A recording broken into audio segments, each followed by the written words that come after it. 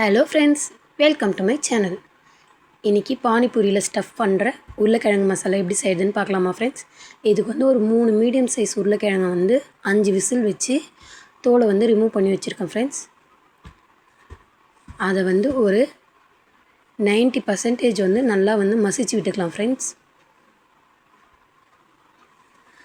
கொஞ்சம் சின்னதாக குட்டி குட்டியாக இருக்க மாதிரி விட்டுருங்க. ஒரு சின்ன சைஸ் வெங்காயத்தை வந்து நல்லா பொடியாக நறுக்கி வச்சுருக்கேன். கொத்தமல்லியை வந்து கட் பண்ணி வச்சுருக்கேன். சாட் மசாலா, மிளகாத்தூள், சீரகத்தூள்,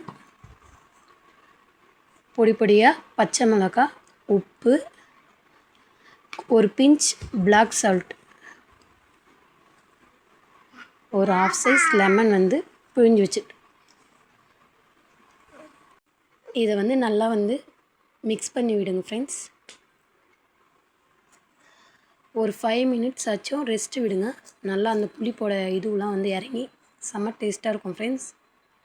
இப்போ நம்மளுடைய டேஸ்ட்டான உருளைக்கிழங்கு மசாலா வந்து ரெடி ஆகிடுச்சு ஃப்ரெண்ட்ஸ். என்னோடய வீடியோஸ்லாம் பிடிச்சிருந்தா என்னோடய சேனலை வந்து சப்ஸ்கிரைப் பண்ணி வச்சுக்கோங்க ஃப்ரெண்ட்ஸ். தேங்க்யூ.